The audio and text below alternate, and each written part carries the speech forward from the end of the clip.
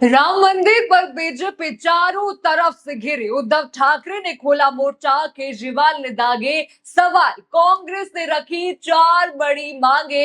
अब क्या बोलेगी मोदी सरकार? जी हाँ, क्या राम मंदिर का मुद्दा अब बीजेपी के लिए सबसे बड़ी राजनीतिक चुनौती बनता जा रहा है? क्या जिस राम मंदिर को बीजेपी अपने सबसे बड़े राजनीतिक उपलब्धि बताती रही, उसी मंदिर को लेकर उठे विवाद अब उसके लिए नई मुश्किल खड़ी कर रही? क्या अब विपक्ष ने तय कर लिया है कि बीजेपी को उसके सबसे मजबूत मुद्दे पर ही घेरा जाएगा? और क्या महाराष्ट्र से लेकर दिल्ली तक अब इसी मुद्दे पर नया सियासी संग्राम शुरू हो चुका है? आज के रिपोर्ट में आपको एक एक करके पूरी कहानी यहाँ पर बताऊंगी, कैसे हर दिन एक नया मोड़ आया, कैसे एक के बाद एक नेताओं ने मोर्चा खोला और कैसे अब विपक्ष लगातार सरकार से जवाब मांग रहे हैं। तो वीडियो आप आखिर तक जरूर देखिएगा। नमस्कार, मैं हूं राधा राणा और आप देख रहे हैं पीआरबी। दोस्तों, आपको याद ही होगा पिछले कई दिनों से राम मंदिर को लेकर लगातार नई नई खबरें सामने आती रही हैं। सबसे पहले कथित वित्तीय अनियमितताओं और 200 करोड़ रुपए के कथित घोटाले के आरोपों की चर्चा शुरू हुई थी। शुरुआत 200 करोड़ से ही हुई थी। इसके बाद खबर आई कि महज जो है 40 दिनों के भीतर राम मंदिर परिसर में 70 चोरी की घटनाएं सामने आई, जिससे कई सवाल खड़े कर दिए। फिर खबर क्या आई कि श्री राम जन्मभूमि तीर्थ जो है क्षेत्र से जुड़े चंपत राय और अनिल मिश्रा ने अपने पदों से इस्तीफा दे दिया। यानी एक के बाद एक घटनाओं ने इस पूरे मामले को लगातार चर्चा में बनाए रखा। लेकिन अब मामला सिर्फ खबरों या आरोपों तक यहाँ पर सीमित नहीं है।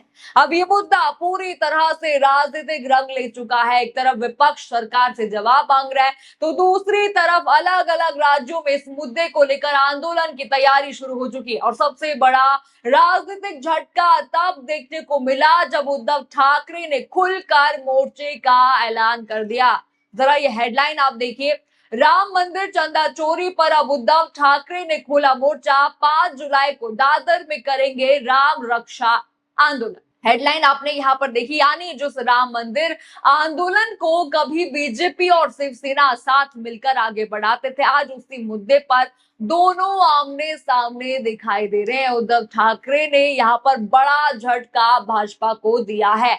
रिपोर्ट के मुताबिक उद्धव ठाकरे ने कहा कि मंदिर से जुड़े कथित चढ़ावे में अनियमितताओं के आरोप बेहद ही गंभीर हैं और अगर इस मामले में पारदर्शिता नहीं होगी तो हिंदू समाज इसे स्वीकार नहीं करेगा। उन्होंने कहा कि राम मंदिर में कथित चढ़ावा चोरी पूरे देश की चिंता का विषय है। मंदिर लूटने वालों को हिंदू माफ नहीं करेंगे। हिंदुत्व के नाम पर लूट बर्दाश्त नहीं होगी। उद्धव ठाकरे ने घोषणा की कि 5 जुलाई को दादर में राम रक्षा आंदोलन आयोजित किया जाएगा, जहां महाआरती, राम रक्षा स्तोत्र और हनुमान चालीसा का पाठ होगा। उन्होंने कहा कि यह अभियान आगे पूरे महाराष्ट्र में भी चलाया जाएगा। यानी रिपोर्ट आपने यहाँ पर देखा, साफ है कि उद्धव ठाकरे अब सीधे उसी मुद्दे पर बीजेपी को चुनौती दे रहे हैं, जिसे बीजेपी वर्षों से अपनी जो है ताकत मानती रही है। आपको याद होगा नारा यहाँ पर भाजपा का लगता था कि राम को लेके आए हैं तो भाजपा को आप लेकर आइए, ये ऐसा नारा उस टाइम पर जो है चल रहा था। लेकिन दोस्तों, बीजेपी की मुश्किल यहाँ पर बढ़ा दी है उद्धव ठाकरे। लेकिन देखिए, ये मुश्किल यहीं पर खत्म नहीं होती। उद्धव ठाकरे के बाद अब अरविंद केजरीवाल भी खुलकर इस विवाद में कूद पड़े हैं। जरा आप वीडियो देखिए अरविंद केजरीवाल का। इनके एक बड़े नेता हैं ब्रजभूषण, अभी मैं सोशल मीडिया में उनका स्टेटमेंट देख रहा था। ब्रजभूषण का कहना है, अगर मैंने मुंह खोला तो बहुत बड़े बड़े नाम आएंगे और मेरे को खतरा है। ऐसे कौन से नाम है जिससे ब्रजभूषण को भी बोलने में डर लग रहा है? बाबा बागेश्वर धाम का मैंने स्टेटमेंट सुना, उन्होंने कहा बहुत बड़े बड़े लोग शामिल हैं, अगर मेरे ऊपर आंच आ सकती है अगर मैंने मुंह खोला तो। इतने देश के ताकतवर और इतने बड़े लोग नाम लेने से डर रहे हैं, तो इसका मतलब ये 8 लोग जिनको गिरफ्तार किए, ये तो आंख में धूल झोंक रहे हैं। असली लोग तो कोई और है। जिनको पकड़ा गया वो तो सिर्फ प्यादे हैं। तो मैं प्रधानमंत्री जी से पूछना चाहता हूं, प्रधानमंत्री जी, इस देश की जनता जानना चाहती है कि आप किसको बचा रहे हो और क्यों बचा रहे हो और आपकी क्या मजबूरी है। देश के करोड़ों करोड़ों लोगों की आस्था उसको ठेस पहुंची है। देखा आपने वीडियो में उन्होंने अपने बयान में कहा कि बीजेपी के बहुत ताकतवर नेता हैं ब्रजभूषण। वे कह रहे हैं कि अगर मैंने सच बोल दिया तो मुझे भी खतरा हो जाएगा। बाबा बागेश्वर जी ने भी कहा कि चढ़ावा चोरी में बहुत बड़े बड़े लोग शामिल हैं और अगर मैंने कुछ बोला तो मेरे ऊपर भी आंच आ सकती है। अगर इतने बड़े लोग नाम लेने से डर रहे तो सोचिए वे कितने बड़े लोग होंगे। यानी केजरीवाल का सीधा सवाल है कि आखिर किन लोगों का नाम सामने नहीं आ रहा है, सरकार इस पूरे मामले पर चुप क्यों है? मोदी जी नाम बताइए उनका।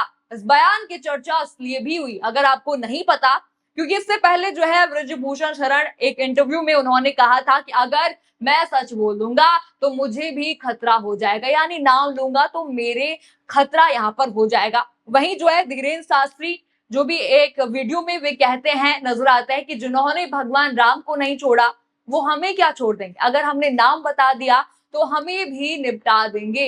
ये बयान सामने आया था। इन बयानों के बाद सोशल मीडिया और राजनीतिक गलियारों में कई तरह की चर्चाएं शुरू हो गई और अब इन्हीं बयानों का हवाला देते हुए अरविंद केजरीवाल सरकार से सवाल पूछ रहे हैं कि आखिर नाम कौन है वो, किसको आप बचाने की कोशिश यहाँ पर मोदी जी कर रहे हैं, जरा नाम तो बताइए। लेकिन कहानी अभी भी खत्म नहीं हुई है, अभी मुश्किलें भाजपा की खत्म नहीं हुई है। आगे बढ़ते हैं। अब कांग्रेस भी पूरी ताकत के साथ मैदान में उतर चुकी है। कांग्रेस ने प्रेस कॉन्फ्रेंस करके 4 बड़ी मांगे रखी हैं।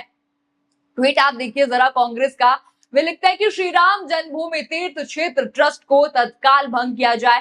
ट्रस्ट के पूरे वित्तीय लेन देन की जांच सुप्रीम कोर्ट की निगरानी में कराई जाए। प्रधानमंत्री नरेंद्र मोदी इस पूरे मामले पर अपनी चुप्पी तोड़े। राम मंदिर निर्माण के नाम पर जुटाए गए लगभग 1400 करोड़ रुपए के चंदे का पूरा हिसाब सार्वजनिक किया जाए। यानी अब सिर्फ सवाल ही नहीं बल्कि जांच और जवाबदेही की मांग भी तेज हो चुकी है। और खास यहाँ पर कहा गया है कि मोदी जी अब चुप्पी आप तोड़िए, अब कुछ कहिए इस मामले पर।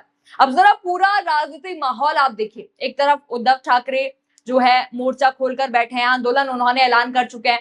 दूसरी तरफ अरविंद केजरीवाल लगातार सरकार को घेर रहे। तीसरी तरफ कांग्रेस जो है प्रेस कॉन्फ्रेंस कर जवाब यहाँ पर भाजपा से मांग रही है और इसी बीच याद होगा आपको जंतर मंतर पर भी विरोध प्रदर्शन जारी है।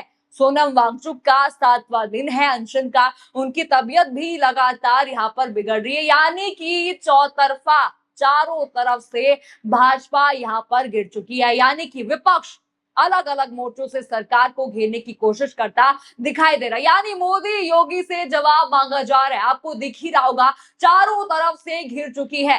खैर सबसे दिलचस्प बात यहाँ पर यह है कि बीजेपी को शायद उम्मीद थी कि महाराष्ट्र में टूट के बाद उद्धव ठाकरे कमजोर पड़ जाएंगे, वे जो है हट जाएंगे उनके रास्ते से। लेकिन अब वही उद्धव ठाकरे हिंदुत्व के मुद्दे पर बीजेपी को चुनौती देते नजर आ रहे हैं और यही वजह है कि इस आंदोलन को महाराष्ट्र की राजनीति में बेहद ही अहम माना जा रहा है। और सबसे बड़ा सवाल यहाँ पर यही है कि सरकार इस पूरे विवाद पर अपनी चुप्पी तोड़ेगी, मोदी सरकार अब कुछ बोलेंगे क्या? राम मंदिर ट्रस्ट को लेकर उठे सवालों पर कोई आधिकारिक जवाब आएगा? क्या जांच की मांग मानी जाएगी? और क्या उद्धव ठाकरे का राम रक्षा आंदोलन आने वाले दिनों में बीजेपी के लिए नई मुश्किल यहां पर पैदा करेगा? फिलहाल पूरे देश की नजर है 5 जुलाई पर, जब उद्धव ठाकरे खुद सड़क पर उतरकर इस आंदोलन की शुरुआत करेंगे। आने वाले दिनों में ये मामला किस राजनीतिक मोड़ पर पहुंचता है, इस पर सभी की नजर बनी हुई है। आपको क्या लगता है इस खबर पर? हमें कमेंट सेक्शन में अपनी राय जरूर बताइए। खबर आपको पसंद आई हो तो वीडियो को लाइक करें, शेयर करें और चैनल को सब्सक्राइब करना बिल्कुल मत भूलिएगा। और बने रहिए पीआरबी के साथ। धन्यवाद।